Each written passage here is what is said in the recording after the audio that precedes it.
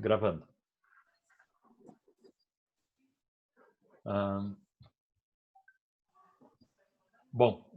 Então, boa noite a todos e todas. Eu sou o professor Eduardo Todi, da Universidade Federal do Paraná, grupo de pesquisa VRI, Visão, Robótica e Imagem. Em primeiro lugar, eu queria agradecer ao Carlos Magrin pela oportunidade de participar do evento Rose 2020.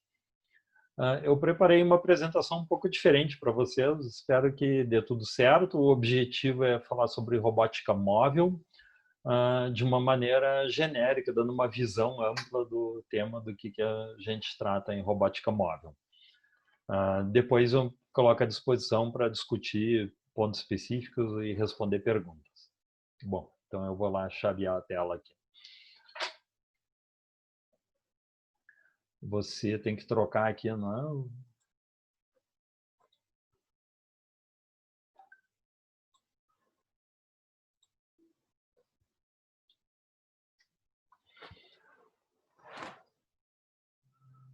Bom, deixa eu ver só, eu preciso desligar aqui. Então, tá tudo ok, Carlos?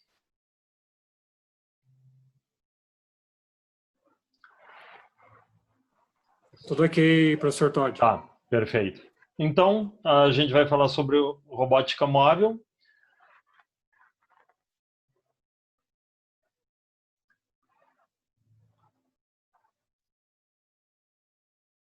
A primeira ideia, robôs móveis, não é? Então, aqui eu tenho um exemplo de robô móvel no nosso laboratório, o VRI, certo? Esse robô foi construído por nós, por um aluno que talvez esteja até assistindo a palestra junto, certo? A gente chama ele carinhosamente sucatão, certo?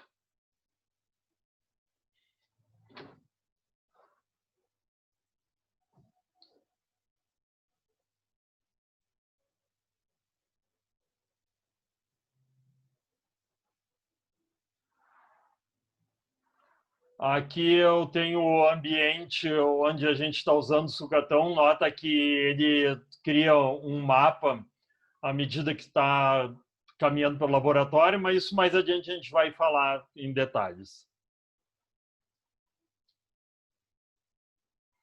Então, o que são robôs móveis? Robôs móveis são muito simples, certo? A gente pode ter robôs simples como esse, construído por um aluno de mestrado, casualmente o Carlos Magrin. Esse robô é equipado com sonares, certo? E ele pode simplesmente se deslocar pelo ambiente fazendo uma investigação do que tem em volta, baseado na leitura dos sonares.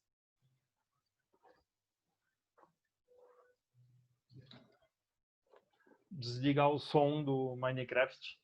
Options.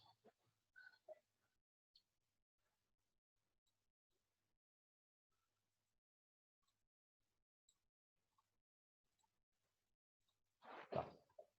E então aqui tem um robô muito importante, por exemplo, uma aplicação de robôs móveis em Fukushima, na usina nuclear que teve o desastre no Japão. Então, é um ambiente perigoso para seres humanos entrarem. Então, aqui a gente tem uma bela oportunidade de aplicação de robótica móvel, o robô entrando no ambiente radiativo e fazendo medidas onde o ser humano não pode entrar.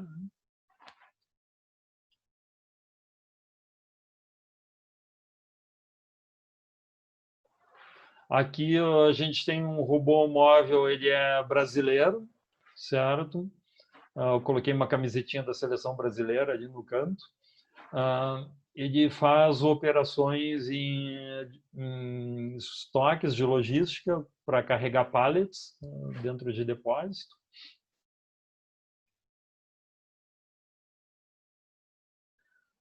Aqui é um robô para interagir com pessoas em eventos, ajudar as pessoas a se localizarem nas cidades. Isso aqui é desenvolvido pelo Instituto de Robótica Industrial da Catalunha.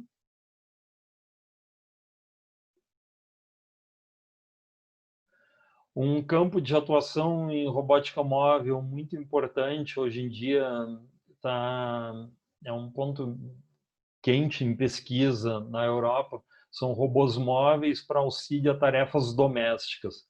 Com a população envelhecendo, os robôs são projetados para ajudar as pessoas a tirar a louça da máquina de lavar louça, a esquentar uma comida no micro-ondas, e assim por diante, limpeza, etc. E tal. E isso aqui é uma tarefa muito difícil, porque envolve a identificação de objetos fora de contexto, a identificação da capacidade de alcançar objetos, de colocar eles no lugar correto, é uma implicação bastante interessante de robótica móvel.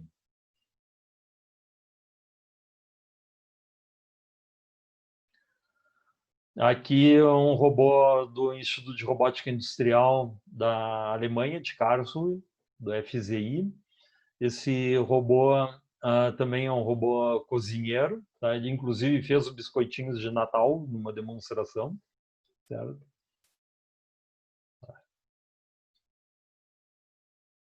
Esse robô aqui eu já mostrei para vocês, é do Instituto de Robótica Industrial da Catalunha, na Espanha. Aqui, muito importante hoje em dia, um robô móvel utilizado em aplicação médica, com luz ultravioleta para fazer a desinfecção de ambientes, então, sem que seres humanos tenham que entrar no ambiente.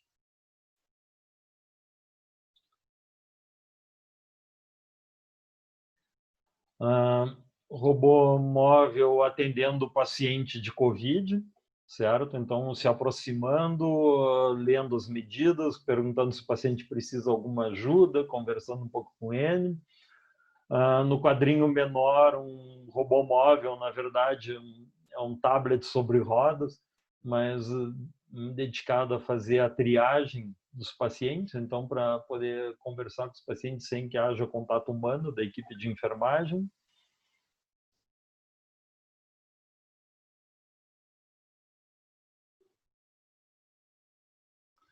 Aqui uma aplicação muito importante, robôs móveis, há vários anos já são utilizados em exploração espacial. Esse aqui é um antigo, o Pathfinder de 1996, foi um dos primeiros. Esse robô tinha uma característica interessante, que ele saía de dentro de uma sonda, vocês conseguem ver o rastro aqui dele. Ele desceu por uma rampa da sonda, e a sonda enxerga ele. Então, é possível a sonda saber a posição dele e dar comandos para ele, para onde que ele deve se movimentar. Ele é parcialmente autônomo.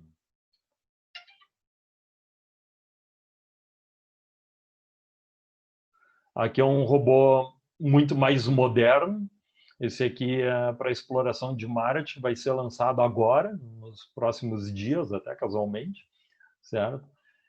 Ele é equipado, então, com 23 câmeras, com rodas adaptadas ao solo de Marte, com unidades de coleta de amostras do solo. Então, é um robô muito mais sofisticado que o anterior. E esse é autônomo. Esse consegue fazer navegação autônoma. A gente vai comentar sobre isso. Aqui uma coisa interessante, a título de curiosidade, o primeiro robô móvel a fazer pesquisa em outro lugar fora da Terra, no caso na Lua, é o Lunik Roda de 1970, ele é russo, ele é bem anterior ao Pathfinder. Ele era meio grandão, assim, meio desajeitado, mas ele funcionou, controlado por rádio desde a Terra, certo? E ele conseguia fazer umas amostras de solo e de campo magnético. Um velho sonho da humanidade sempre foi fazer robôs que imitassem o ser humano. Então, nós temos robôs antropomórficos. Aqui nós temos um protótipo bem antigo, de 1964, de um robô antropomórfico que ele tinha comandos para cada uma das juntas. Então, cada um daqueles botões e teclas que tem ali no painel de controle comandava o movimento do cotovelo, do ombro, dos braços. Era um robô, só que tinha que ser controlado por um ser humano de uma maneira muito complexa, né? Porque alguém tinha que estar controlando cada junta, o que acontecia cada vez. Bom, aí nós temos robôs antropomórficos modernos, então. Esse aqui é de uma startup da Catalunha, de Barcelona. Ele se dedica a interagir com pessoas em eventos. Observem bem o rosto dele. Ele tem uma cara de robô bem característica e tem um jeitão meio humanoide. Eu quero que vocês prestem atenção nisso aí, no rosto desse robô antropomórfico. Foi uma conquista muito difícil. Hoje em dia a gente olha, parece normal que um robô caminhe sobre duas pernas. Foi uma conquista muito difícil a gente conseguir ter esse controle do equilíbrio sobre o robô, porque a gente necessita de um poder computacional muito elevado, muito rápido, tem que ser feito cálculo de estabilidade do robô. Os robôs antigos caíam. Para não cair, se utilizavam umas coisas meio estranhas, como volantes, para utilizar conservação de momento angular, girando. Hoje em dia não precisa mais.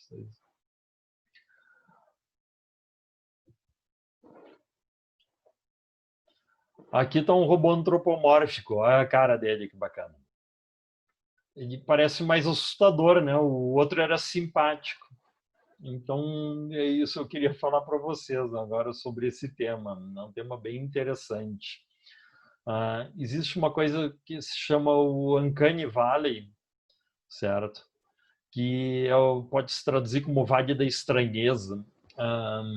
Se olhar aqui no lado esquerdo da curva, quando o robô se parece muito com um robô, por exemplo, um robô industrial, ele não se parece nada com o ser humano. Então, a gente não tem rejeição a esse robô. Aí a gente vai ganhando simpatia pelo robô à medida que ele vai ficando um pouco humanoide, por exemplo, um robô de brinquedo, e de repente despenca a curva de simpatia. Isso aqui entende a curva de afinidade, simpatia com o robô. É quando ele fica que nem aquele robô meio estranho que apareceu antes, certo? Então ele fica meio humanoide, mas parecido, mas não é parecido o suficiente para se passar por uma pessoa, tá?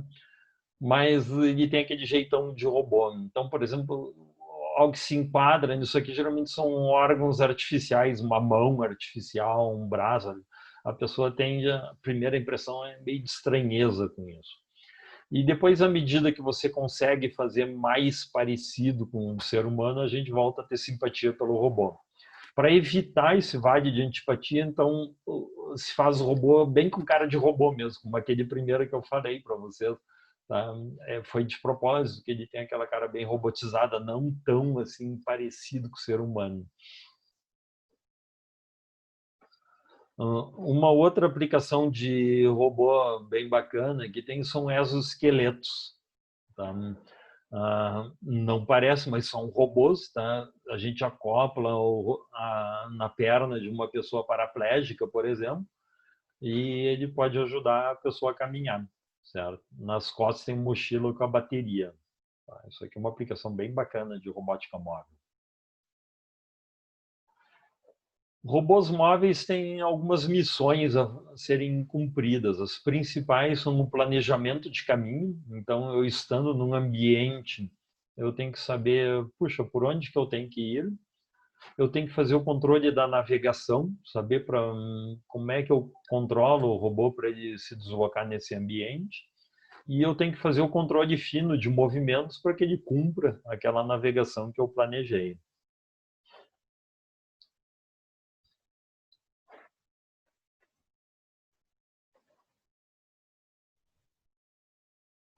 Então, como é que eu consigo fazer com que o robô se locomova? Como é que ele move? O robô pode caminhar, pode saltar, pode correr, pode deslizar, pode nadar, pode voar e, por fim, ele pode rodar. Interessante que o rodar é o único sem inspiração biológica, porque todos os outros, de alguma maneira, imitam ou tentam imitar algum animal. A roda é o único que não tem inspiração biológica, embora por curiosidade, até existe um tipo de aranha no deserto do Saara que ela se encode, fica com o formato de uma rodinha e ela sai rodando pelas dunas, levada pelo vento, mas não dá para dizer que roda é uma inspiração biológica.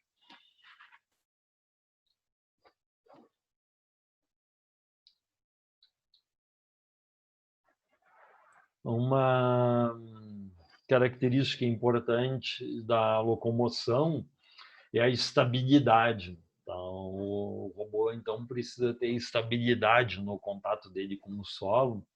Isso aí vai depender muito da geometria e quantidade de pontos de contato que a gente tem, certo? Onde está o centro de gravidade do robô? Se a estabilidade é dinâmica ou estática, ou seja, dinâmica tem que estar fazendo algum movimento ou algum tensionamento nas patas dele, por exemplo, para ele se manter no lugar que está, ou se é estático, feito uma banqueta com 3 pés que fica acomodado. Se a inclinação do terreno também vai ser levada em conta para locomoção, então são características que são relevantes. Outra característica que eu tenho é o tamanho e a forma do contato. Então, se a pata do robô, por exemplo, é grande, se ela é pequena, o que ângulo está formando com o solo, o atrito que ela está sendo formado. Então,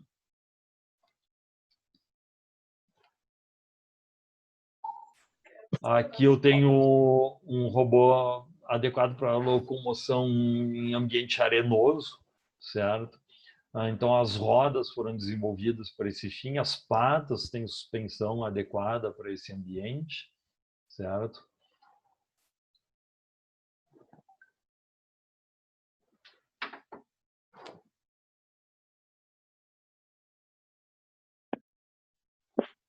Robôs com patas são muito importantes, porque patas têm grandes vantagens sobre rodas para locomoção em ambientes irregulares, por exemplo, algum desastre, alguma ocorrência de algum problema qualquer, caiu uma árvore no meio do caminho, ou um terremoto, ou escombros. Então, robôs com patas são bem interessantes.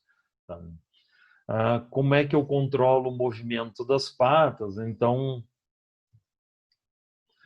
se chama Gate Control. Eu posso, por exemplo, aqui na esquerda, eu posso ter feito um cachorro, certo? Então, eu mantenho 2 patas no solo e avanço as outras 2 e vou alternando, mantendo sempre 2 no solo. Se isso aqui parar, cai, certo? Para ficar parado e não cair, eu preciso ter 3 ou 4 patas no solo. Mas enquanto ele está em deslocamento, eu consigo, com 2 patas no solo de cada vez, manter um equilíbrio dinâmico. Então, se eu já tiver um robô com 6 patas, eu posso ir alternando. Eu posso ter 3 patas em preto em contato com o solo e ir avançando as outras 3. Tá? E assim eu vou deslocando o robô. Bom, existem diversas formas de fazer esse gate control. Existem pessoas que ficam até estudando vídeos em câmera lenta de animais se deslocando para reproduzir esse movimento em robôs. A locomoção com rodas seria a mais simples, né, em princípio, mas eu também tenho que tomar cuidado que as rodas têm que estar em contato com o solo. Então a gente precisa, se tiver principalmente mais de 3 rodas, eu preciso de suspensão, que é uma mola apertando a roda contra o solo, certo? Com um amortecedor para ficar evitando a oscilação excessiva. E, claro, roda tem uma eficiência energética tremenda, é muito bom, só que o ambiente tem que ser propício para eu poder me deslocar com rodas.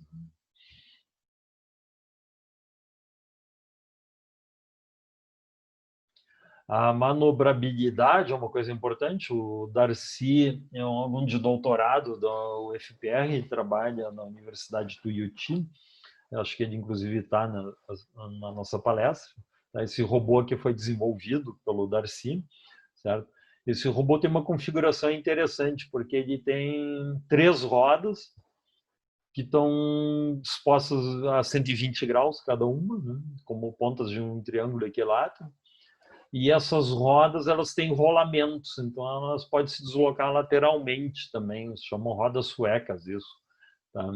E controlando o movimento das rodas, a resultante do movimento pode ser em qualquer direção. Então é um robô omnidirecional, ele vai para qualquer lado. É bem bacana esse tipo de robô.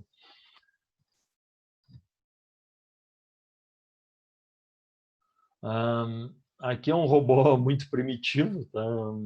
Mas ele tem uma característica importante, ele é a base de muitos robôs que a gente usa, principalmente para fins educacionais. A característica importante dele é que tem duas rodas e não tem nenhuma que... ele não tem um elemento móvel de direção como o guidão de uma bicicleta ou a direção de um carro. A gente não orienta a roda para lugar nenhum. A gente consegue fazer esse robô mudar de direção variando a velocidade das rodas. Então, a gente faz uma roda girar mais rápido que a outra, esse robô faz uma curva. Se eu fizer uma roda se movimentar exatamente na direção oposta que a outra, na mesma velocidade, o robô vai ficar girando sobre o eixo dele. Tá? Então, eu posso ir alternando, tá? Movimento reto com uma curva, mudando de direção, ou posso fazer um processo contínuo, variando a velocidade das rodas.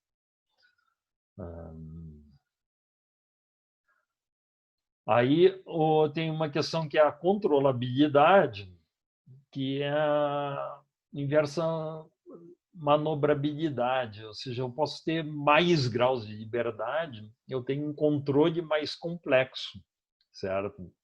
Por outro lado, eu consigo fazer mais coisas, certo? Então, aqui não é um robô móvel esse, mas é um robô com braço, com bastante articulações, para mostrar isso aqui bem. Então, eu tenho um controle muito complexo, mas, em compensação, eu ganho uma manobrabilidade muito alta, certo?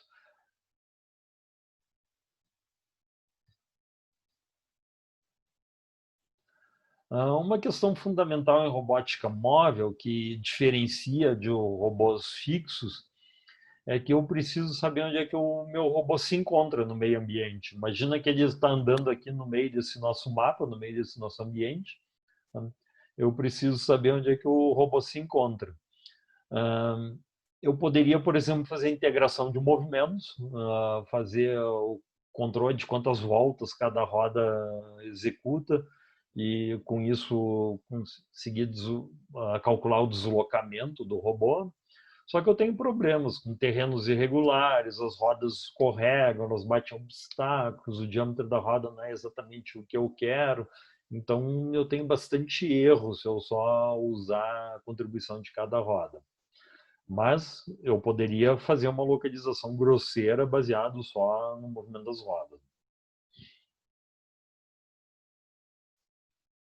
Mais legal é a gente ter o uso de percepção, ou seja, eu observar o meio ambiente. Então, observando o meio ambiente, eu consigo descobrir o que está acontecendo em volta. No caso aqui, onde a gente está caminhando aqui nesse mapa no Minecraft, eu observando como que as paredes se deslocam na imagem à medida que o robô se desloca, eu poderia calcular o deslocamento do robô. Isso chama odometria visual.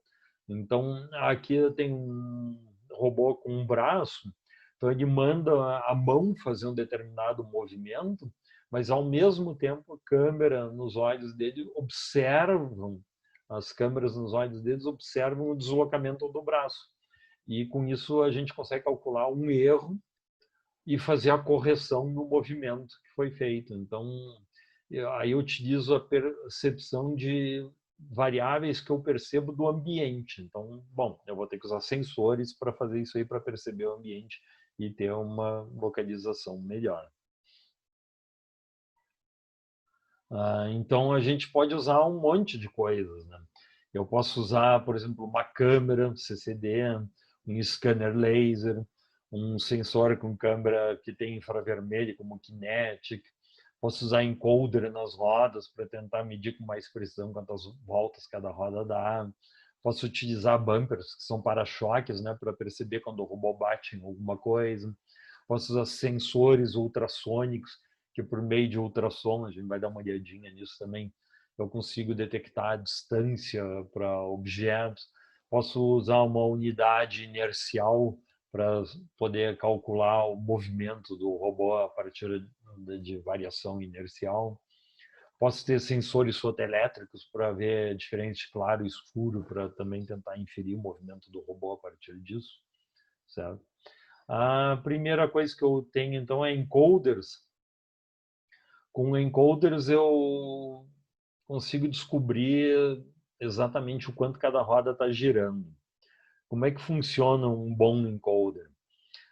Eu coloco um disco, por exemplo, na roda, associado ao eixo da roda, e esse disco, bom, ele pode ser atravessado no desenho aqui, ele tem o LED emitindo luz ou infravermelho, do outro lado do disco eu tenho fototransistores que recebem a luz, certo? E eu vou ter um padrão de ondas que vão gerando um sinal ligado e desligado à medida que a roda está girando. Como esses padrões fisicamente, as ranhuras estão deslocadas, eu consigo gerar um padrão que tem a forma de onda em quadratura defasada. Isso aí vai servir para eu poder saber para que lado está girando. Imagina que a roda está girando no sentido horário, então lê esse gráfico da esquerda para a direita. Se a roda estivesse girando no sentido anti-horário, leia o gráfico da direita para a esquerda, por exemplo. Tá?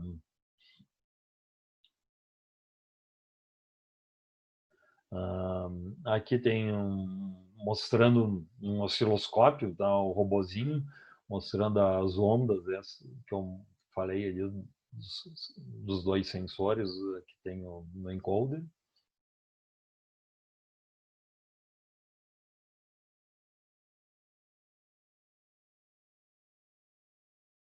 Ops. Aqui, por aqui. Opa, acho que eu peguei caminho errado. Volta.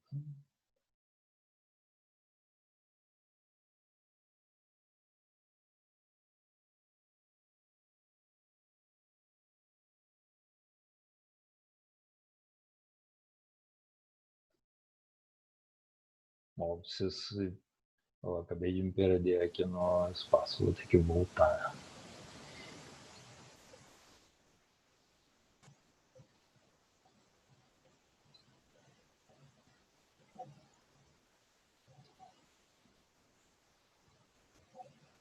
Aqui. Então, um outro jeito que eu tenho de fazer a localização do robô é utilizando landmarks, ou seja, reconhecendo coisas no meio ambiente. Tá? Na figura, então, o robô observa 4 colunas e ele consegue ver onde é que ele está em relação àquele meio ambiente. E aí eu posso ter landmarks naturais e artificiais. Naturais não quer dizer que sejam da natureza, mas quer dizer que já estejam presentes no meio ambiente. Por exemplo, eu posso reconhecer prédios, colunas, placas, essas coisas assim. Artificiais é quando eu coloco algo no meio ambiente para ajudar a localização. Por exemplo, um QR Code em cada sala. Então, o robô entra dentro de uma sala, eu sei em que sala que eu estou, olhando o QR Code. Eu tenho landmarks ativos e passivos, certo? Os landmarks ativos, eles emitem algum sinal, por exemplo, eu posso ter transmissores de sinal com Bluetooth ou de luz, alguma coisa, ou passivos, por exemplo, cartazinhos com QR Code colocados nas paredes. E distinguíveis e não distinguíveis são, por exemplo, eu posso usar até cantos, bordas, linhas como landmarks. Eu não diferencio uma linha de outra, certo? Mas é o conjunto delas e a disposição delas no espaço que me dizem que os landmarks são diferentes.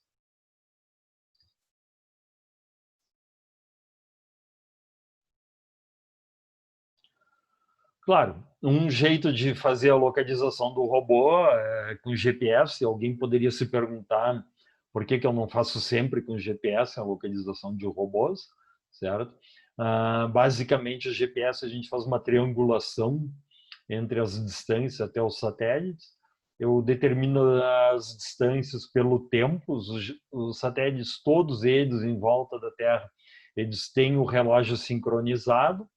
Eles mandam para o robô, quer dizer, mandam para a superfície da Terra o sinal que tem timestamp, uma marca de tempo, e cada um vai chegar num determinado tempo um pouquinho diferente, devido à diferença de distância que eles têm. Eu olhando essa diferença de tempo entre eles, eu consigo calcular com 3 satélites a posição na superfície terrestre, com 4 eu consigo determinar até a altura em que eu me localizo. O problema de GPS é que nem sempre está disponível o sinal de GPS. Quando eu estou em ambiente interior, eu não tenho sinal de GPS. Quando eu estou no meio de prédios muito altos, formando um corredor, eu não tenho sinal de GPS. Desastres, eu tenho que andar no meio de escombros, eu não tenho sinal de GPS. E eu ainda posso ter a transmissão de GPS desligada pelos países que controlam o sistema.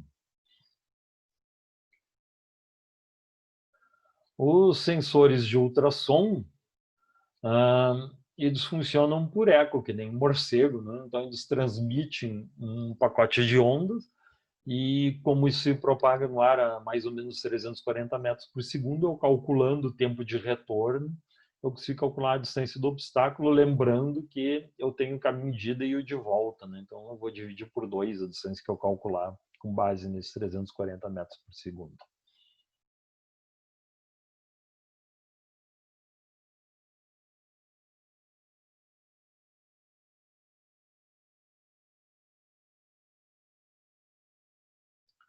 Uma forma legal que eu tenho de construir um mapa do meio ambiente é usar um scanner laser, certo? Um lidar.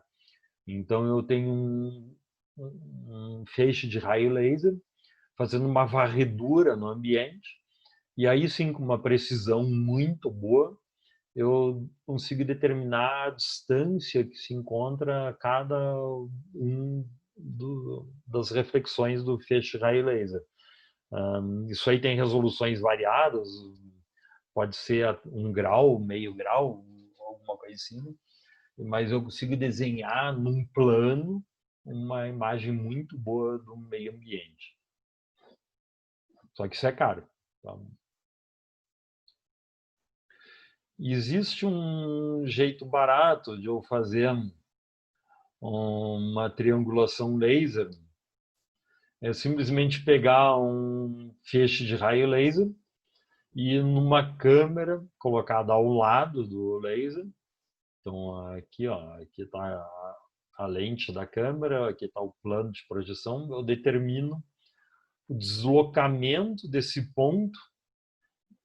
Quanto mais perto o obstáculo está, maior vai ser o deslocamento, porque esse ângulo aqui vai ser mais aberto.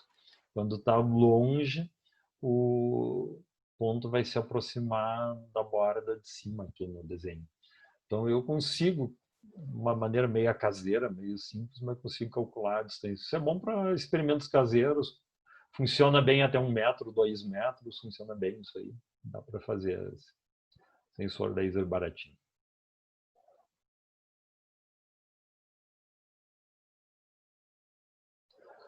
Um sensor que era muito caro antigamente, digo há uns 20 anos atrás, hoje em dia é baratíssimo, é super utilizado, são câmeras, né? Então, sensores para visão, câmeras CCD e CMOS. Há um tempo atrás, o CCD tinha vantagem sobre o CMOS, hoje em dia são praticamente iguais e CMOS é mais barato, é mais simples de usar.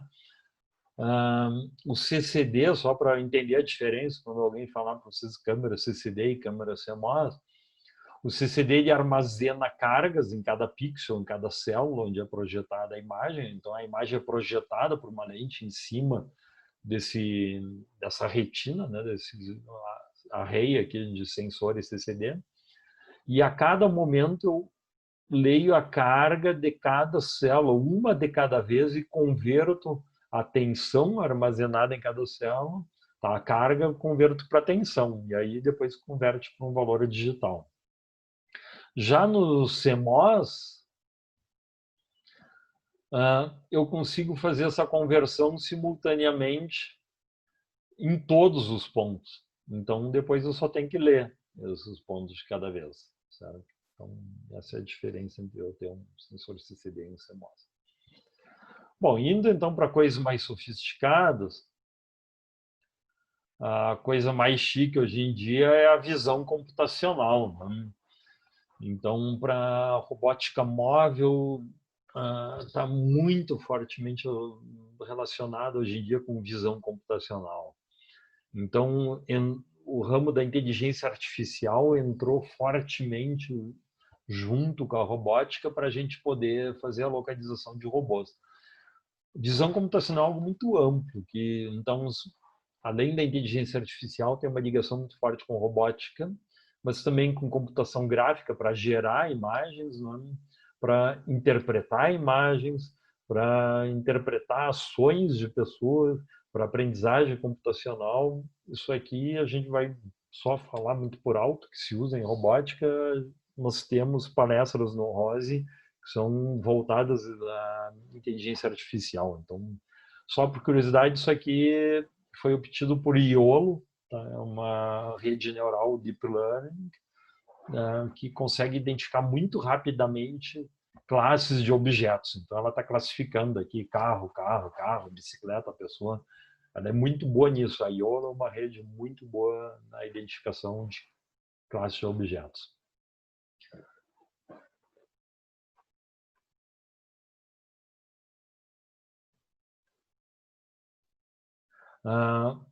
Um jeito também que eu tenho de entender o meio ambiente, veja, nós estamos com um robô, então a gente viu que é fácil, barato equipar ele com câmeras, e nós vimos que é interessante perceber o meio ambiente para eu saber onde o robô está localizado, né? É com visão estéreo. Então, se eu tiver dois planos de imagem, então imagine que aqui é esse traço vermelho é uma das imagens, traço vermelho é outra. Eu tenho duas câmeras afastadas por uma distância, uma baseline aqui em verde, certo? Um ponto no espaço, a uma distância z, ele vai ser projetado numa imagem uma determinada distância a partir da esquerda e noutra imagem uma determinada distância, ou seja, tem paralaxe, eu tenho percepções diferentes devido à distância entre as câmeras. Por similaridade de triângulos, eu conheço a distância entre as câmeras, eu conheço a geometria das câmeras, eu conheço a distância focal do plano de projeção até a lente, então eu consigo calcular a distância do objeto. Bem legal isso aqui. Certo?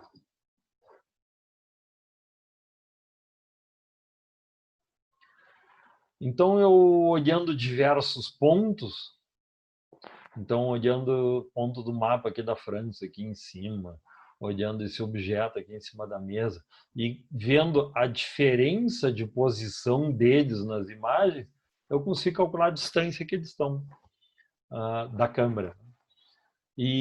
Só que eu tenho um negócio que se chama o problema da correspondência. Dada uma imagem, como é que eu encontro lá na outra imagem o ponto correspondente? Então, isso aqui é mais uma missão em visão computacional, é encontrar a correspondência. Existem umas técnicas de visão computacional chamada geometria projetiva, e por meio da geometria epipolar permitem a gente fazer buscas mais eficientes do ponto correspondente. Mas é um tópico bem legal isso aqui também. Tendo resolvido isso aí, o problema da correspondência, eu posso, por exemplo, dado uma cena, imagem da esquerda, imagem da direita, fazer um mapa de disparidade, que vai equivaler a um mapa de distâncias, né? Então, eu consigo determinar que distância os objetos estão das câmeras. Com isso, eu consigo reconstruir, de certa forma, o mundo em 3D, né, em volta do robô.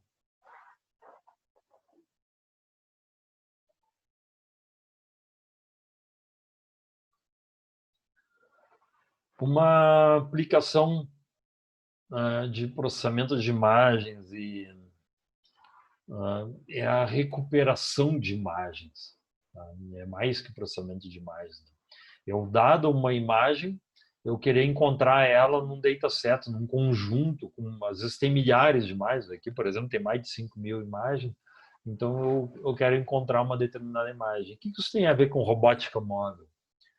Porque eu posso estar querendo, por exemplo, identificar uma cena onde o robô se encontra. Eu posso querer identificar uma sala, eu posso querer identificar um corredor, eu posso querer identificar uma pessoa, um robô de vigilância para ver se tem alguém estranho no meio ambiente. Então é importante eu poder fazer recuperação de imagens, certo? Bom, como é que isso aqui começou? Primeiras abordagens que aconteceram isso aqui para em reconhecimento de imagens, recuperação de imagens, tem cerca de 30 anos já. Uma das primeiras, bem famosa, é a do Swain Ballard.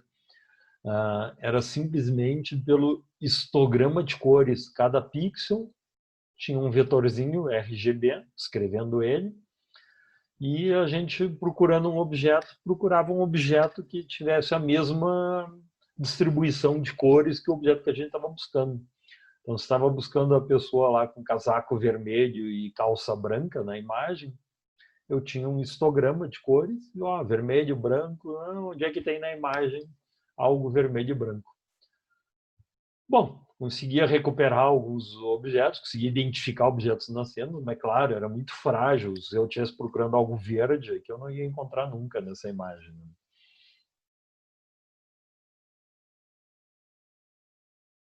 Outras abordagens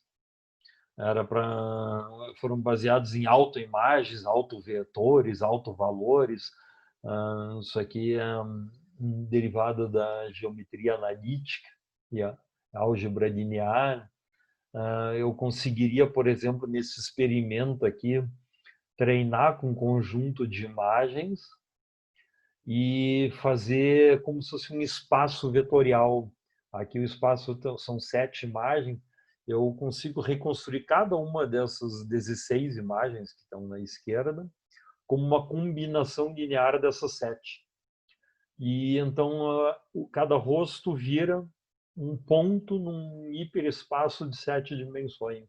E aí, dado uma nova foto de um rosto, eu conseguiria reconhecer ele simplesmente calculando a menor distância aos pontos conhecidos, já que eu tenho na minha base. Eu transformo toda uma imagem complexa, difícil de descrever, num ponto, num hiperespaço de 7 dimensões. E aí, então, consigo calcular a distância a esses pontos.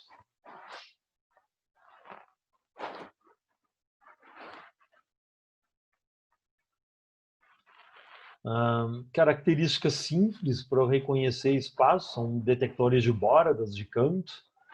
Se vocês olharem aqui na cena em volta de onde a gente está, esse ambiente aqui é cheio de cantos, de bordas, então eu poderia caracterizar o espaço pela distribuição de cantos e bordas que eu tenho. Né? Uma característica que eu poderia então usar são com detector de R's. Detector de R's detectam campos, então, nas imagens. Eu poderia, então, numa cena, achar os mais relevantes em amarelinho e mudando o ponto de vista. Aqui que vem um ponto legal. Isso aqui é invariante, então cantos costumam ser mais ou menos invariantes a mudança no ponto de vista. Quando a gente está querendo reconhecer a imagem, eu não sobreponho uma imagem na outra para ver se são a mesma, fazendo uma diferença. Isso não funciona na prática, porque se eu me afastei um pouco, as coisas são um pouco menores. Se eu mudei de ponto de vista, os objetos mudam de lugar, os mais próximos mudam mais de lugar que os mais longínquos. Então eu tenho que procurar na imagem coisas que sejam um pouco invariantes ao ponto de vista, a distância, a rotação. Então, por isso que a gente fica procurando, por exemplo, pontos de interesse com detectores de R's, por exemplo, que mais ou menos detectam bordas, cantos, perdão. Não é exatamente cantos, mas é mais ou menos isso. Aí vem a abordagem, então, moderna para eu reconhecer objetos, que é isso aqui, então. Eu encontro pontos de interesse numa imagem, marcada nas cruzinhas, certo?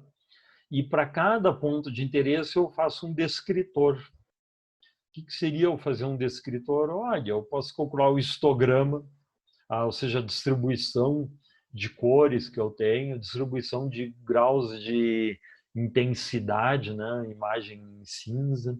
Eu posso calcular gradientes, eu posso fazer histograma de gradientes, eu posso ver textura. Então, de cada um desses pontos que eu detecto, eu consigo fazer um vetor, né? Que caracteriza aquele objeto, aquele ponto, perdão. Então, para eu reconhecer uma cena, eu posso reconhecer vários pontos de interesse, que a gente já viu, então, que tendem a ser invariantes ao ponto de vista, à distância, à rotação. Cada ponto vai ter seu descritor, e para comparar cenas, ou imagens, no caso, eu olho o conjunto de descritores que eu tenho numa imagem. Ó, cada um daqueles pontos amarelos lá, na imagem de trás, vai ter um desses descritores. Então, eu comparo os descritores das cenas para determinar a similaridade entre imagens. Então, é isso que eu faço aqui. Ó. Quando eu quero comparar duas imagens, mesmo elas estando rotacionadas, aqui a imagem da direita rotacionada em direção da esquerda, está numa proporção diferente, mas mesmo assim eu vou detectar os mesmos pontos de interesse e vão ter os mesmos descritores. Então, a distância entre essas duas imagens vai ser pequena. Bom, tendo esses fundamentos, eu consigo, então, fazer algo mais chique, mais bacana na robótica, então, que é eu fazer a navegação. Tá? Então, eu faço o meu robô navegar no meio ambiente baseado em modelos. Então, com sensores, eu percebo o meio ambiente, vou me localizar em relação a mapas que eu crio do meio ambiente, e a partir daí eu vou fazer um planejamento e controle da movimentação do robô, certo? Como é que eu posso representar os mapas? Uma representação interessante de mapas é uma representação métrica, porque ela tem relação com as distâncias que tem no meio físico real, né? Seria ter uma grade de ocupação, um occupancy grid. Então, eu divido o meu terreno em quadriculado e vou marcando. Olha, se aqui está ocupado, está ocupado, está ocupado, está ocupado. Como é que eu descubro que algo está ocupado? Bom, eu tenho o meu sonar, por exemplo, como sensor, então eu posso detectar obstáculos. Eu tenho meu scanner laser, o lidar, pode detectar a que distância estão os obstáculos. Eu posso ter até um caso mais grotesco, como eu posso ter o bumper, né? O para-choque do robô bateu em algum lugar, marca que tem obstáculo, certo? Mas, enfim, o robô pode ir explorando o ambiente e construindo um mapa. Tá? Ou alguém já pode ter feito o mapa e entregar pronto para eu fazer a navegação. Vai ser um tipo de mapa que é um mapa métrico, então.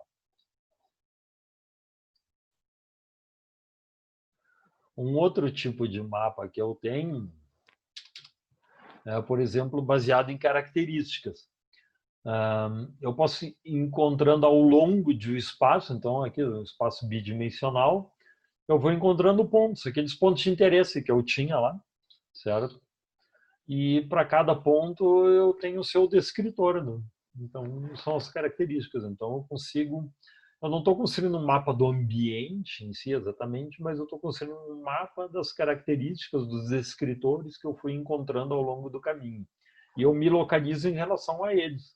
Então eu posso fazer movimentação em relação a esses pontos que eu tenho no ambiente.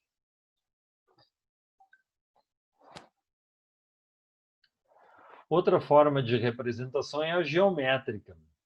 Representação geométrica, então, tenta reproduzir com linhas, certo? Exatamente a geometria do meio ambiente onde eu tenho. Aqui, por exemplo, faço uma leitura com scanner laser, por exemplo, e eu construo, então, com linhas o meio ambiente onde eu estou navegando. Uma outra forma bem interessante de representação, essa não é métrica, eu consigo ter um mapa topológico. Um mapa topológico eu tenho um grafo, então lugares conectados, por exemplo, essa sala se conecta com essa porta, que se conecta com outro acesso, com outra sala, com outra porta, com outra sala. Então faço um esquema, né, um diagrama de lugares e conexões que permitem o robô se deslocar entre eles, são os traços ligando os lugares. Tá? Aqui não é tão crítico a geometria exata do lugar, e sim a conectividade, que eu posso ir de um lugar para o outro e eu marco nas arestas, então nas linhas juntando os lugares, a distância, por exemplo, entre eles, ou o tempo que eu demorei para ir de um lugar para o outro.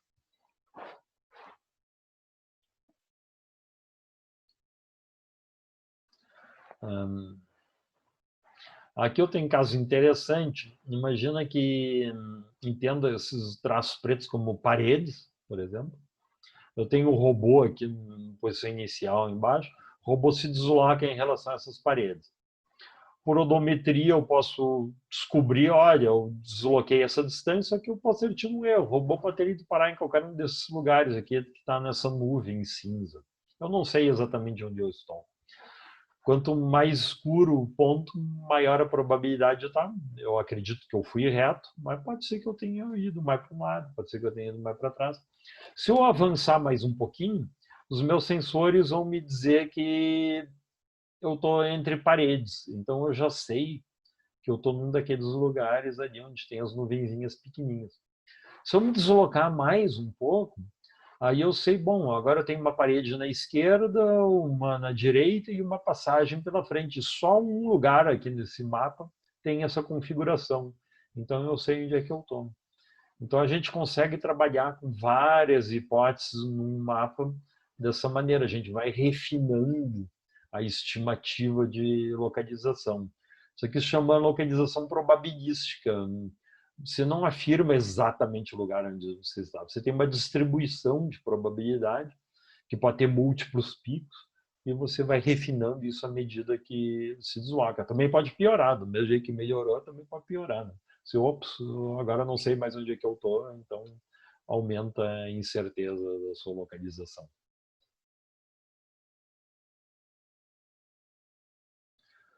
Para ajudar na localização, a gente pode colocar, lembra que a gente falou de landmarks artificiais, né? Então eu posso encher o ambiente de plaquinhas com códigos. O robô vai andando, vai identificando essas plaquinhas. Tá? É um jeito do robô se localizar. Eu posso colocar marcadores com ultrassom, que imitam o ultrassom ao longo do robô ver. Eu reconhecendo landmarks, que são colunas, algo eu posso, tendo 3 deles, ó, landmark 1, landmark 2 e landmark 3, eu vendo a distância do robô até cada um deles, eu faço um círculo em relação a cada um, eu posso então fazer uma triangulação, eu posso determinar a posição do robô. Se eu tivesse só 2, eu teria uma incerteza, eu estou num lugar ou estou no outro, que teria mais de um lugar que atenderia a distância a cada um dos landmarks. Tendo 3, aí eu já resolvo essa ambiguidade. Eu posso fazer essa mesma marcação por ângulos, tá? Ao invés de por distâncias, eu posso ter ângulos aos 3 landmarks, então o robô sabe o ângulo ao landmark 1, ao landmark 2, ao landmark 3, e eu consigo fazer a minha localização então também.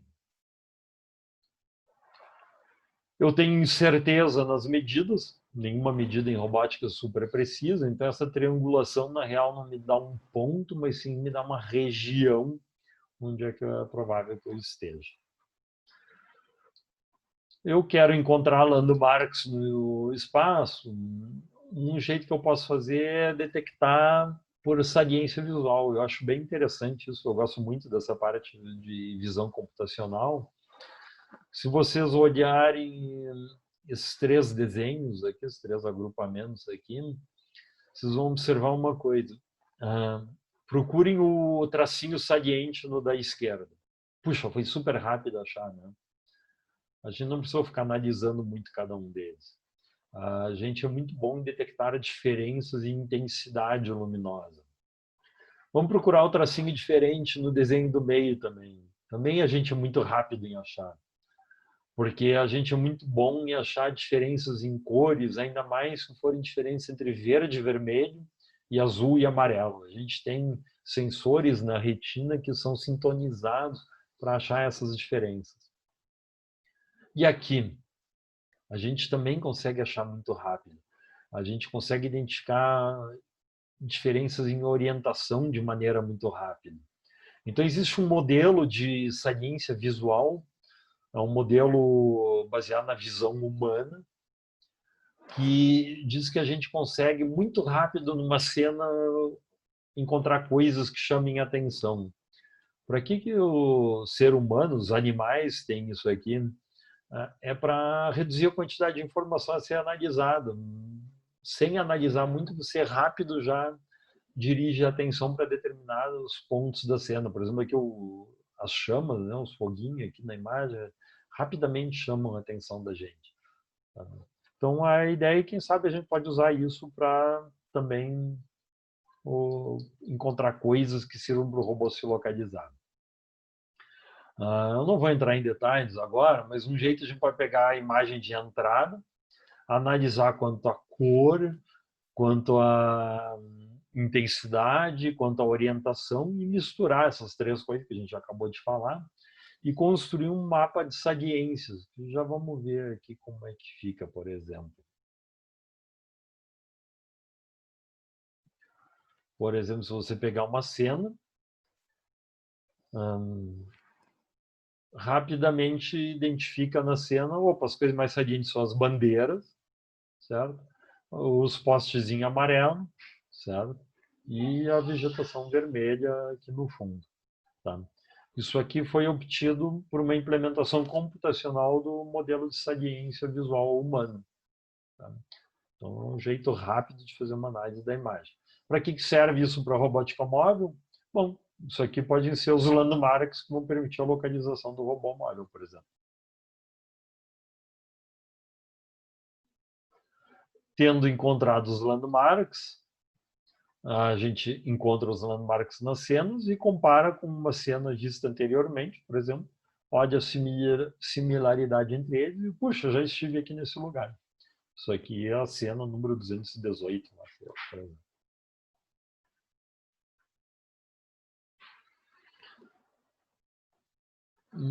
E se eu quiser fazer a determinação da posição sem nada disso? Tá?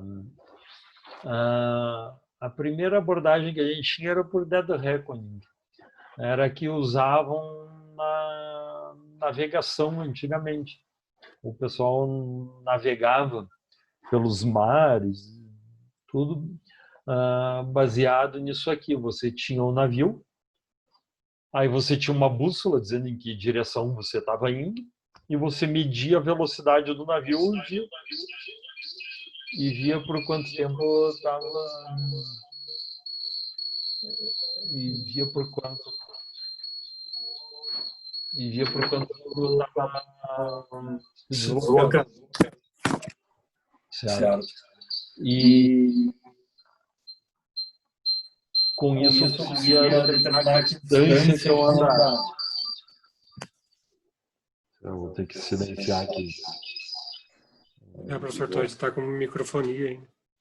Sumiu? Não. Piorou aqui. Espera, eu vou sair daqui. Resolveu? Resolveu ligar sozinho o microfone do tablet ali. Bom, perfeito. Então, eu via a direção que estava se deslocando o navio, via a velocidade, via quanto tempo e conseguia traçar no mapa, então, para onde que o barco se deslocou. Bom, eu tinha vários problemas aqui. A direção era dada por uma bússola, né? Meio uma resolução meio grosseira, então eu podia estar me deslocando numa outra direção, não exatamente onde eu queria. A distância eu calculava pela velocidade vezes tempo. A velocidade, vocês sabem como é que era a medida em barco? Em nós, daí que vem aquela medida de velocidade na água, né? Em nós. Mas o que é um nó? Olha, os caras pegavam uma corda com um pedaço de madeira para boiar e jogavam lá na frente do barco e ficavam soltando a corda, e a corda tinha nós. de mais ou menos 1 metro, tá? E você contava quantos nós passavam num determinado tempo. Se o barco tivesse indo rápido, passavam muitos nós, tá?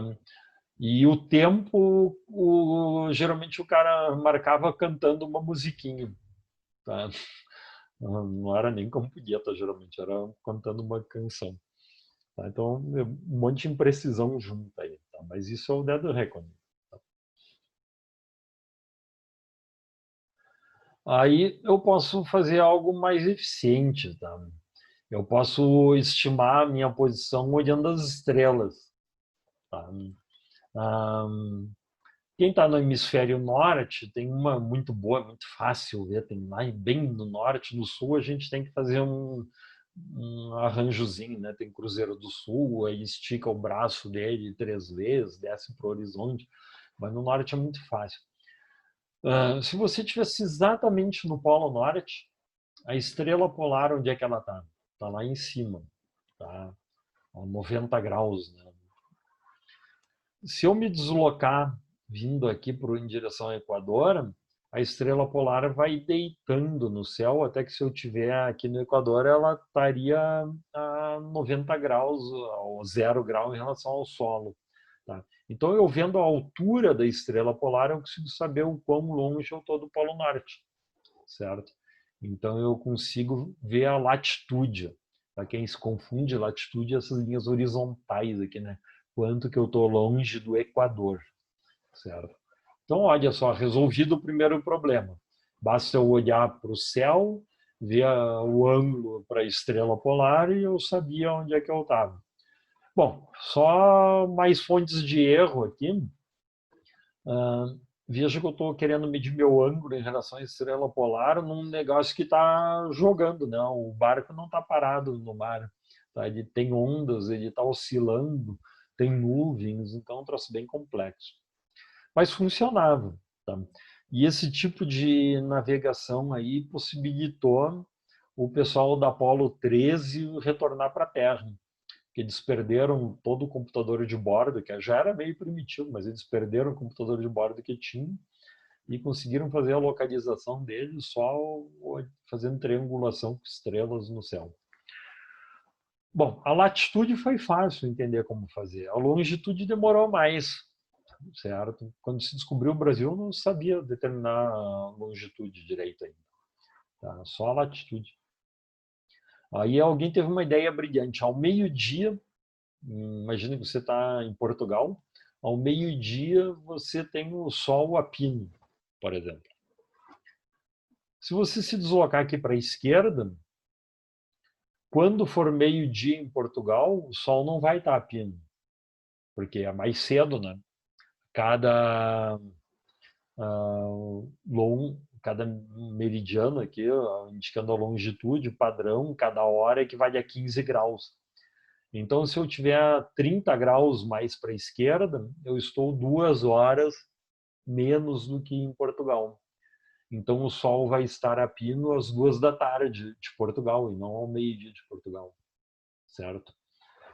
Então, basta você ter sempre o relógio de Portugal a bordo, olha quando o sol está a pino, opa, é 2 da tarde, então eu estou a 30 graus à esquerda. Assim que se resolveu a questão. O único problema é que esse relógio com a hora de Portugal, na época, a melhor coisa que se tinha era uma ampulheta. Acho que decapitava um cara que esquecesse de virar ampulheta. Tinha bastante erro nisso. Bom, mas funcionava. Tá? Aí a gente vem para o tema chique em localização de robôs, que se chama SLAM. SLAM é Simultaneous Localization and Mapping. A gente quer, de maneira simultânea, construir um mapa do meio ambiente e se localizar no meio ambiente. Olha que bacana. Então a gente vai fazendo as duas coisas ao mesmo tempo. A gente vai andando no meio ambiente, é que nem aqui. Se vocês não conhecessem esse ambiente aqui, a gente vai andando no meio ambiente, vai desenhando o que está vendo em volta, certo? E ao mesmo tempo você vai marcando onde é que o robô está no meio daquele ambiente que você está construindo. Então, SLAM trata disso.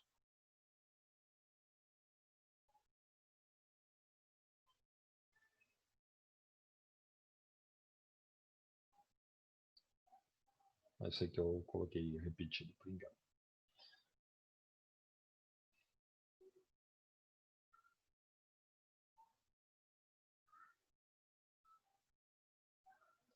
Como é que funciona o Slang, então?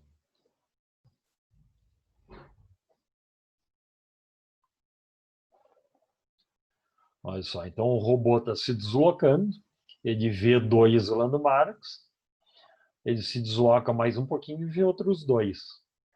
Claro, ele tem que saber que esse aqui é o mesmo que o outro para poder fazer a estimativa de movimento em relação aos landmarks que ele já tem, certo? E ele não tem muita certeza o quanto que ele se deslocou. Então a gente vai ter que tratar isso aí. Vamos ver como é que a gente faz esse esquema aí.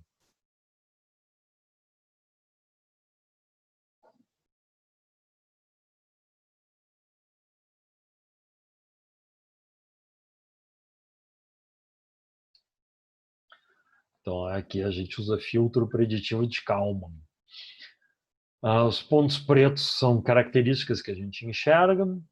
O robô parte da posição inicial dele, aqui embaixo, no canto esquerdo inferior. Tem uma incerteza em relação ao lugar onde ele está. Aí eu acredito pelo movimento das rodas que eu me desloquei para cá. Só que o movimento das rodas é bastante impreciso, com medição de para onde eu me desloquei, né? Então aumentou a incerteza para essa região zona grande aqui, para essa elipse grande. Nota que tem uma característica bacana, se eu adotar como gaussiano a minha incerteza, eu posso descrever isso aqui pelo comprimento desse eixo e pelo comprimento desse eixo. Então, por 2 variáveis só, eu consigo descrever essa elipse aqui, que é a minha gaussiana de incerteza. Observando os landmarks em volta, eu posso fazer uma odometria visual inversa, eu posso fazer triangulação, eu posso fazer qualquer dessas coisas, e aí eu corrijo. Opa, mas se eu estou vendo esses 3 aqui nessa determinada configuração, eu necessariamente estou nessa regiãozinha menor aqui, então eu corrijo minha posição. Então, o movimento baseado no filtro preditivo de Kalman, ele consiste em uma sequência de ciclos. Estimo minha posição, me desloco, estimo a minha nova posição, observo o meio ambiente, refino a minha posição, me desloco de novo, aumentou a incerteza, observo o ambiente, refino minha posição e assim o robô vai se deslocando no ambiente.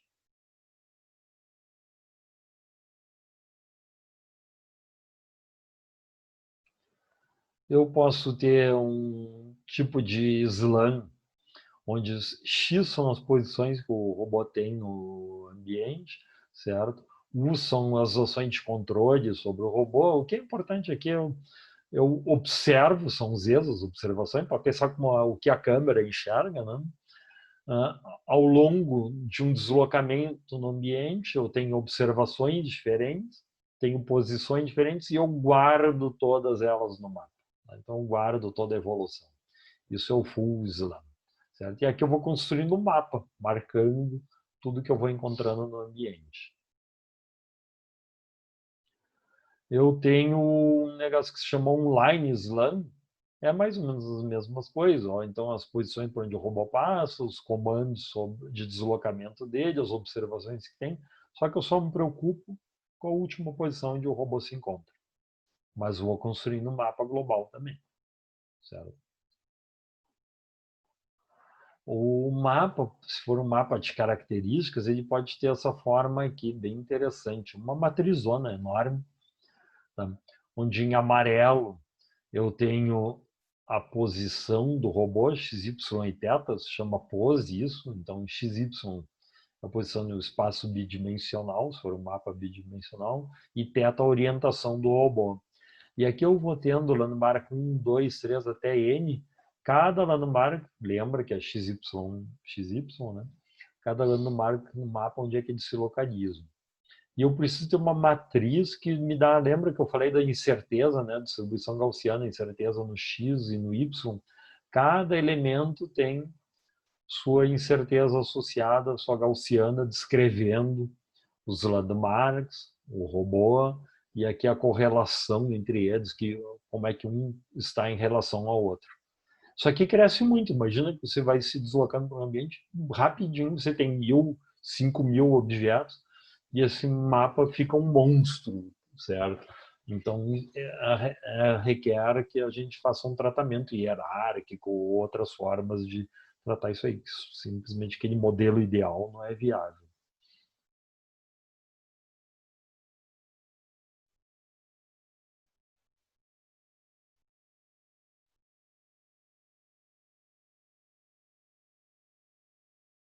Então, por exemplo, a gente está andando, tem a sequência de pontos que a gente tem para observar. Ali eu só tenho informação sobre alguns, então minha matriz está pequenininha.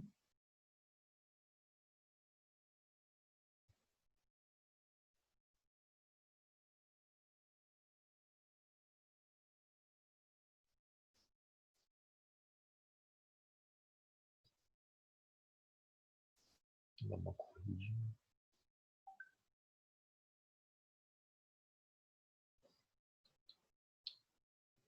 Ó, aqui eu já caminhei bastante no meio ambiente, observei os pontos, tem as incertezas associadas a cada ponto que eu observei e vou construindo aquela matriz que a gente viu.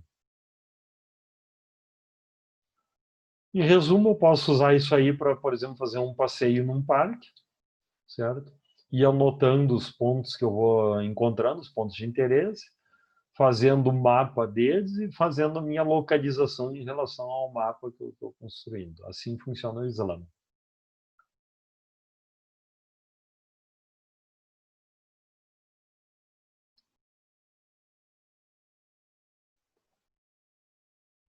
Só para comparar, se eu só usasse a odometria das rodas, eu teria feito um mapa como está em verde aqui marcado, totalmente errado.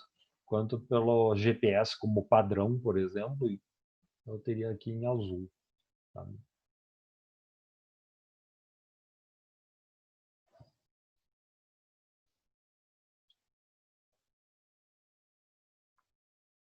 Vai mais rápido um pouquinho aqui.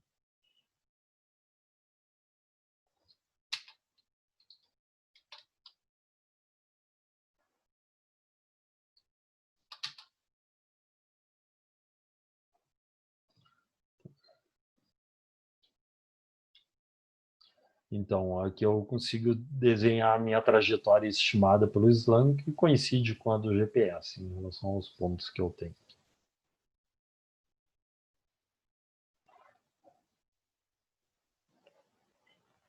Aqui tem outra técnica de Slam, também comparando a odometria com o real e o montado pelo Slam. Dá para ver que só a odometria não funciona, né?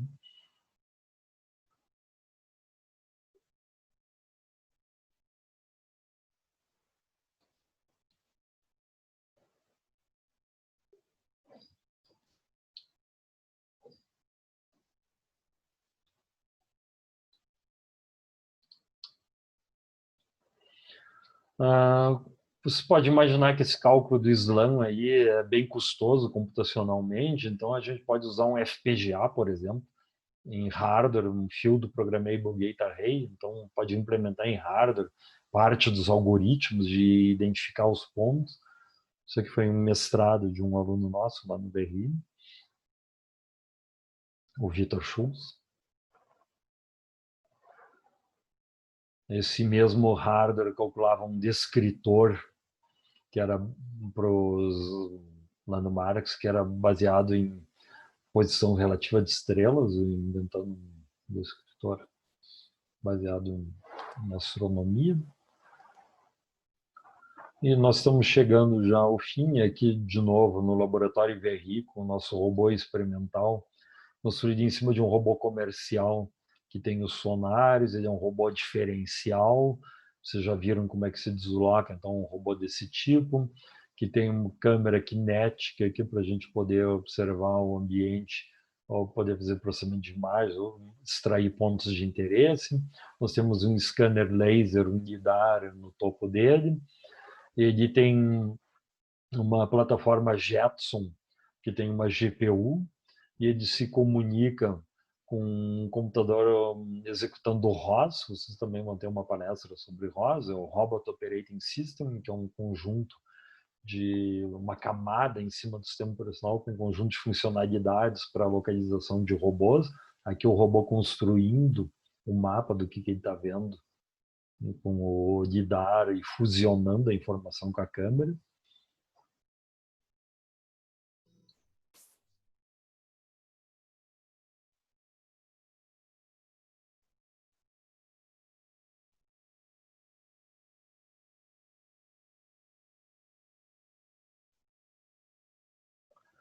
Então, nós conseguimos construir um mapa, né, do ambiente onde a gente está.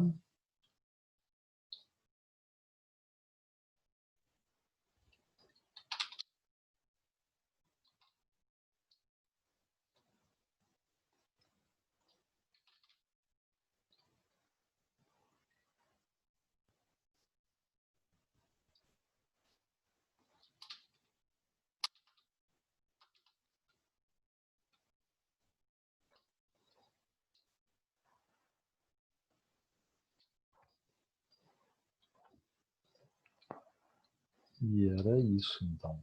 Vamos ver.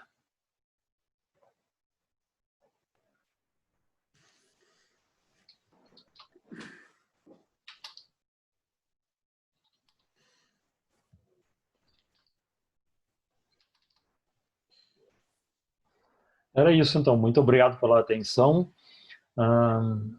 Eu estou disponível para perguntas, comentários. Agradeço muito a atenção de vocês e a oportunidade proporcionada por esse evento.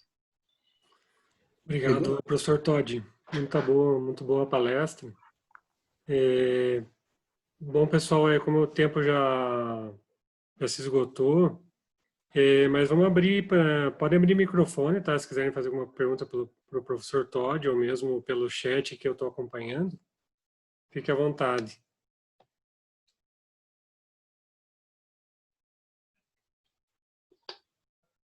O pessoal não vai ter chamada, tá? A chamada é pelo próprio login ali. De questão do certificado, depois a gente vai disponibilizar diretamente ali pelo link de inscrição. Né? Professor, queria fazer uma pergunta. Tá, fica à vontade. Queria saber qual que é a maior dificuldade atualmente nos robôs antropomórficos, né, que você comentou, que a gente vê em filmes aí, né, que vai chegar, se chegar essa era que eles vão ser tão parecidos quanto os humanos, mas qual que é a principal dificuldade que tem para chegar nesse estado? Puxa, isso é um tema muito interessante. Deixa eu só desligar aqui um microfone. Magrinho, você consegue trocar a minha imagem para outra? Consigo. Tá, deixa eu tirar daqui.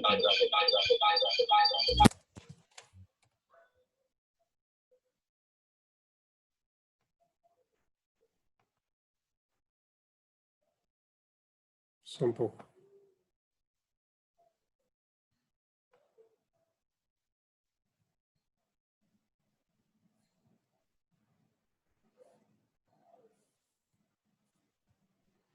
Feito. Tá sem áudio, deixa só abrir o áudio ali, professor. Tá, beleza. Oi, Feito. estão ouvindo agora? Tá. Sim, ótimo. tá ótimo. Tá. Ó, essa sua pergunta é bastante interessante, é muito bacana. A maior dificuldade para um robô se aproximar de um ser humano, assim, de um robô ser mais humano, assim, você está querendo dizer isso? Isso, pode ser. Tá. A gente, quando faz esses estudos todos que a gente comentou agora aqui na palestra, aqui é muito chão, assim, muito básico, tudo que a gente conversou, não no sentido de serem coisas fáceis, mas são elementos constituintes que são, se prestar atenção, são assim, para movimentação, é para localização, é para reconhecimento de objetos.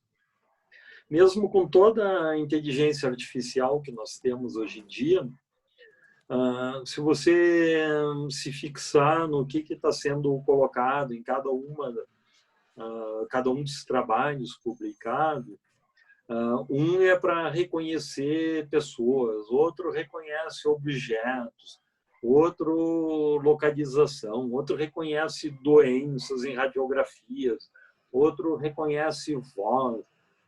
São todos, a gente chama isso de inteligência específica. As redes neurais atuais, elas são capazes de ser treinadas para tarefas muito específicas. Nenhuma é capaz de algo que a gente chamaria de uma inteligência geral, ou seja, de fazer coisas genéricas e ligar uma ideia, um conceito com outro. A gente não tem isso, a gente não domina essa tecnologia ainda, certo?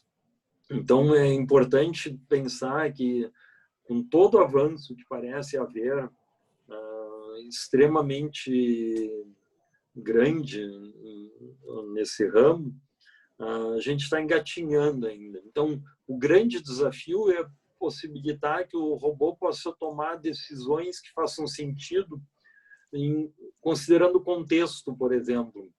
Você abre o refrigerador e retira de dentro um copinho de plástico que alguém deixou dentro com um suco, você tem que pegar de leve, porque você vê que o copinho é frágil. Você pega um tijolo, você sabe que ele é algo robusto, você tem que apertar ele com força, porque ele é pesado, senão ele vai cair. Não é só processamento de imagem, isso é contexto. Você reconheceu que o copinho é frágil porque está dentro de um refrigerador, porque tem um contexto. Então, você não se engana se algo é totalmente inesperado aparecer para você no seu campo de visão. Tá? A gente usa informações muito complexas para tomar uma decisão. Então, esse é o grande desafio. A gente está trabalhando com isso até chama visão cognitiva, ou então visão sensível a contexto. Então, são tentar usar coisas mais visão semântica, navegação semântica, são todos termos que você ouve falar hoje em dia. Então, a gente tem um pouco mais além. Mas esse um pouco mais além é muito distante da nossa inteligência geral. E mais distante ainda do que seria o robô ter consciência. Ter consciência é saber que ele existe, é uma coisa mais além. Então, assim, a gente está muito longe, mas muito longe de ter algo parecido com o ser humano. Beleza, obrigado aí. Eduardo, Sim. o que nós temos hoje assim no mercado para construir algo simples em termos de placa de controle, linguagem de programação, algoritmo, TensorFlow, alguma coisa que ajuda nesse sentido para construir um sistema de localização de forma simples? Tá, assim, a gente tem placas que, por exemplo, essa que eu mencionei, por exemplo, a Jetson, ela tem um custo razoável, tá?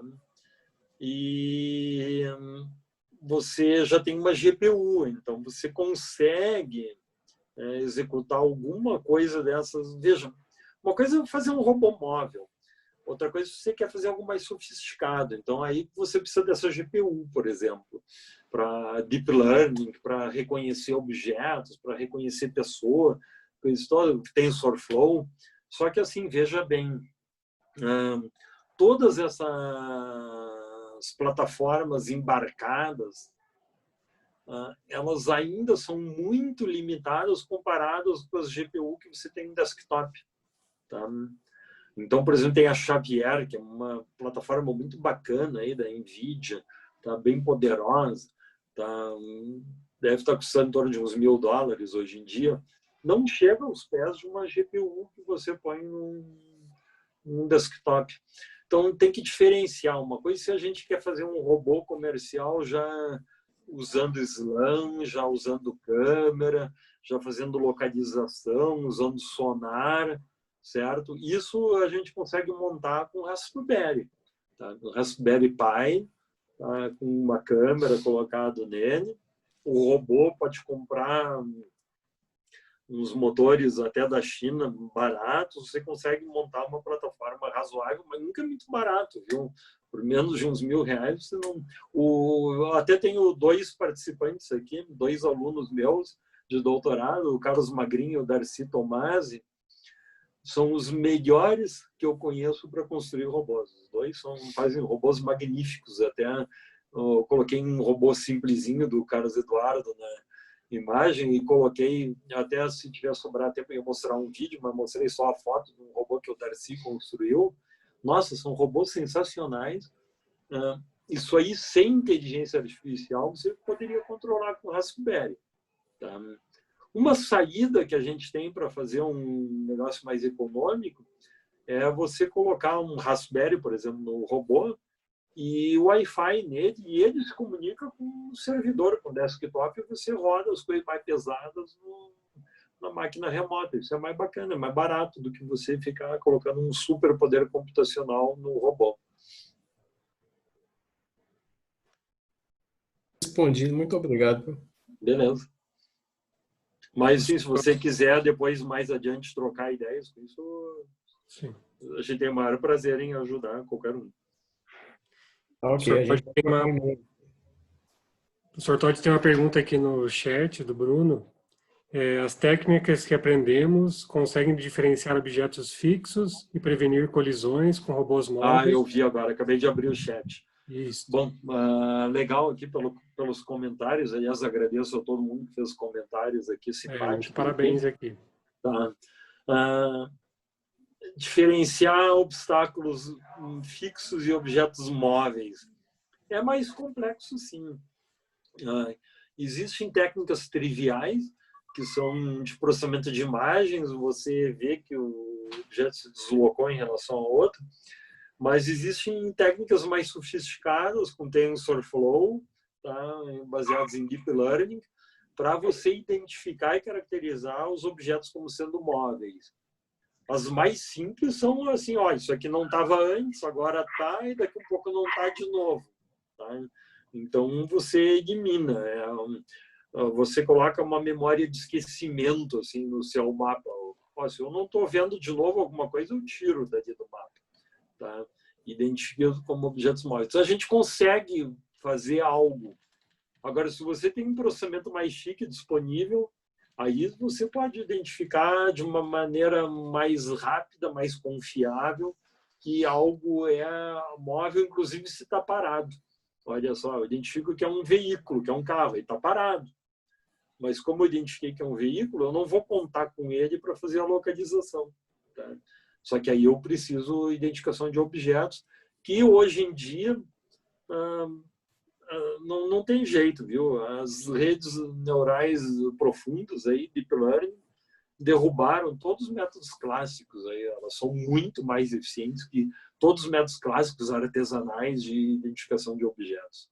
Então, você vê toda a pesquisa em robótica, em visão computacional, fatalmente vai aí para algum tipo de Deep Learning. E eu ia comentar uma coisa até em função da pergunta anterior, eu acabei não falando. Existe uma classe de... Vale a pena vocês olharem isso. Existe uma classe de redes que se chama as Mobile Nets. Tá? Então, são redes para Deep Learning mais leves, menores do que as redes de Deep Learning tradicionais que você roda em desktop servidores. Chamam Mobile Net. E elas são muito apropriadas para rodar em celular. Tá? Então, elas funcionam com aquela GPUzinha que tem no celular, só que, claro, elas são mais limitadas que as outras. Né? É uma opção interessante. Mais alguma pergunta para o professor Todd? Professor? Sim. Eu acabei tendo problema com a minha conexão e uma pena que eu não peguei todos os conceitos, as técnicas que o professor passou aí para que o robô reconheça onde ele está, ou se ele faz um movimento e se ele se perdeu, ou ele está se encontrando, ou o erro aumentou ou diminuiu, né? Sim. Isso, perfeito. Eu entendi um pouco, acho que uma que o professor comentou bastante foi a SLAM, né? Sim. SLAM é um ponto muito importante em robótica móvel. Duas perguntas. A primeira, do ponto de vista de um sensor de um sistema de visão, que hoje está sendo muito trabalhado, inclusive com inteligência artificial, ou um deep learning, ou um TensorFlow. Isso pode vir a ajudá-lo nesse ambiente? Bom, na verdade, a visão computacional era um sonho sempre em robótica e não se usava muito porque era muito caro, né? Você colocar câmeras e tudo. Hoje em dia a câmera é barato, o que está caro é a interpretação. E claro que pode ajudar o SLAM sim, porque ao invés de você se basear em características como pontos e fazer aqueles mapas que nem a gente passou por um deles ali no Minecraft, de feature map, que a gente tem só uma coleção de pontinhos, você pode começar a caracterizar as coisas.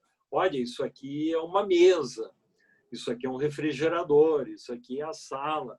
Então você passa a dizer na navegação, olha, eu não quero ir até a coordenada 6,38x e 4,12y.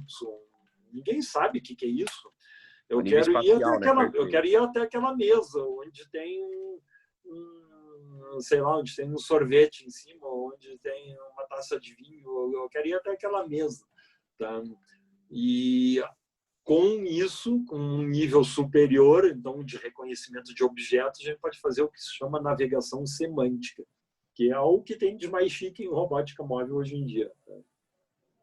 Perfeito. A segunda pergunta é, a nível industrial, o que teria de aplicação para isso, né? A gente sabe que nós começamos lá com os AGVs, os veículos autoguiados, Sim. mas que eu entendi aí pelas marcações, né? Sim. Isso. E aí agora nós temos uma melhoria com relação a isso, principalmente voltando à indústria 4.0, que são os veículos autoguiados, e aí eu não tenho mais não preciso delimitar uma faixa na minha planta, né? Isso, exatamente. Isso era muito bacana que você colocou, porque a indústria a gente se preocupa muito com confiabilidade, né? Acidentes em indústria são desastrosos, morre gente, explodem coisas. Então, a robótica móvel só recentemente ela é apta a ter navegação autônoma dentro de ambientes industriais, né? E eu até mostrei no início da palestra, não sei se você chegou a pegar aquela imagem de uma empilhadeira robotizada. Não peguei, uma pena. Tá? Mas, enfim, tem vai ter depois na gravação, tem uma empilhadeira robotizada que até a gente tem bastante orgulho, que é a indústria nacional, é feita em São Paulo pela Autonomy. A Autonomy é uma indústria brasileira que o pessoal aprendeu a trabalhar com robótica móvel e constrói empilhadeiras autônomas, que elas conseguem entrar dentro de um depósito, elas são para logística, né? Conseguem transportar a carga dentro sem ninguém pilotando elas.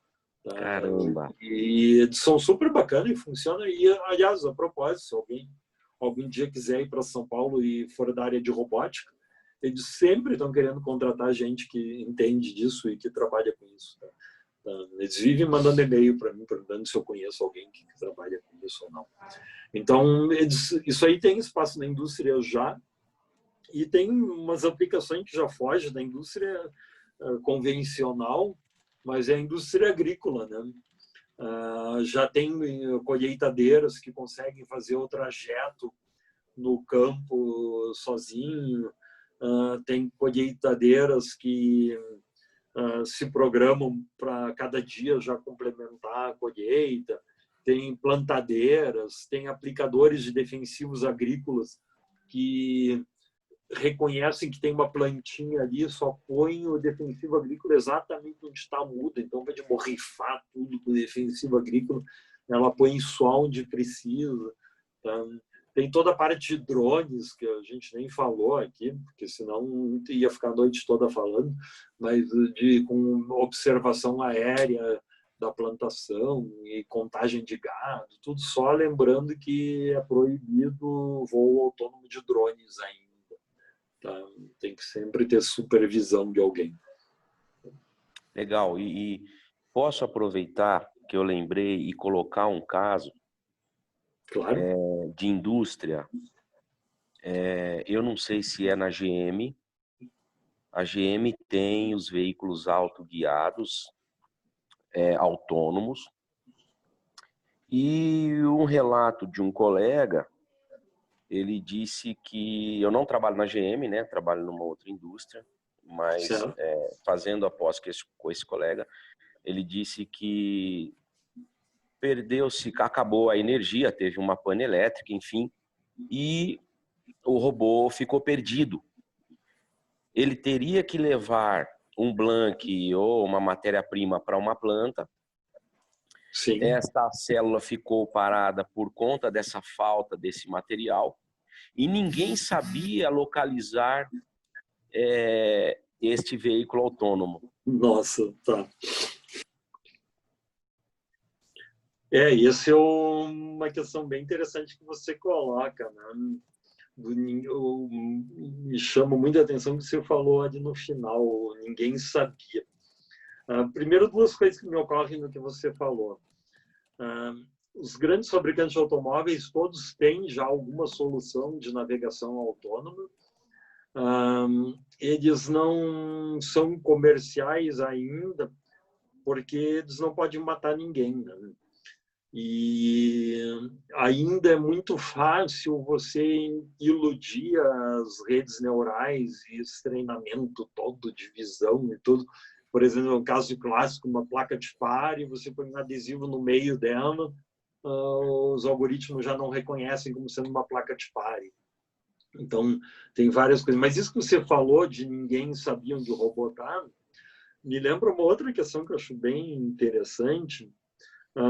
Existe um livro do James Barrat, a nossa última invenção, se chama o livro.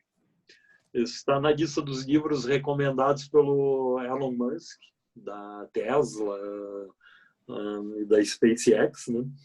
É um dos livros favoritos dele. E ele diz, bom, no momento que a gente conseguir fazer uma inteligência artificial genérica, então aquela que eu disse que a gente está muito longe, tá? E que ela for um infinitésimo melhor que a gente, ela que vai fazer a próxima, não vai ser a gente. E aí a gente não vai saber mais como funciona. Aí tudo vai virar uma caixa preta terrível. Tá? E a gente tem esse risco com essa automação cada vez maior, né?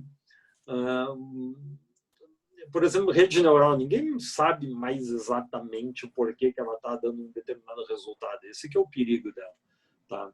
Ela está treinada para dar um resultado, você tem uma confiabilidade que 99, não sei quanto por cento das vezes ela está dando o valor certo, mas isso não impede que o 0,1% dê um valor errado.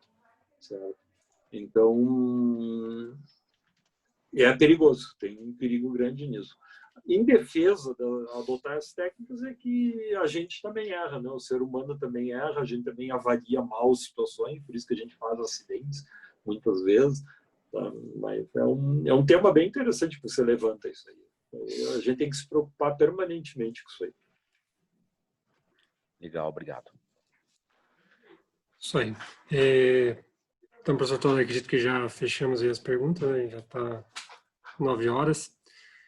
Professor Todd, então, agradecendo mais uma vez ali a participação aí em mais um Rosi, né? O professor Todd participou do Rosi 2019, agora com a edição 2020, e interessante agora com todo o apoio do grupo de pesquisa, né? Então, diversas palestras e mini cursos do evento vem do programa de pós-graduação da Universidade Federal do Paraná, lá da Ciência e Computação.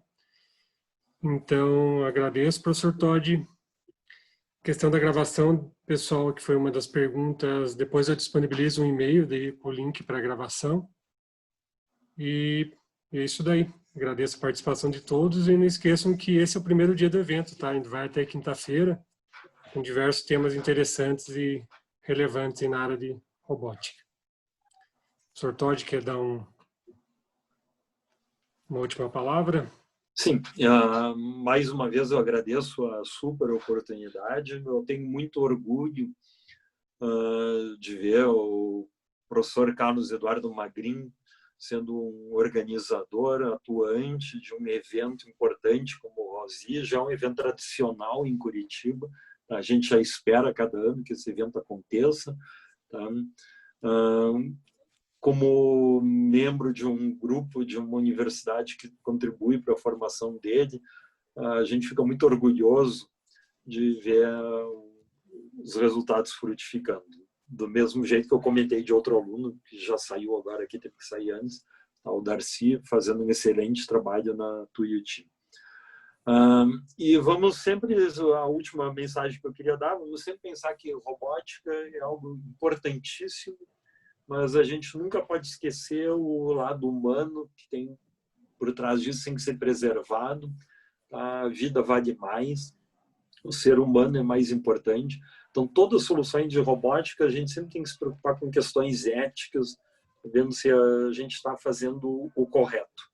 Tá? Então, eu queria deixar essa mensagem aí como encerramento da palestra. Muito obrigado. Então, boa noite a todos e todas. Pessoal, vamos só fazer uma foto, um mosaico aqui. Se puderem só abrir a câmera, só para ficar como recordação. Quem puder abrir a câmera, só para a gente tirar um print aqui.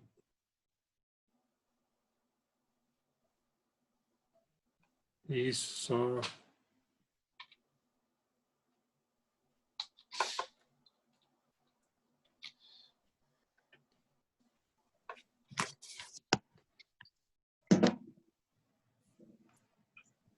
Vamos lá. Mais alguém vai abrir câmera? Só o primeiro print, espera um pouco. Tem 2 páginas aqui.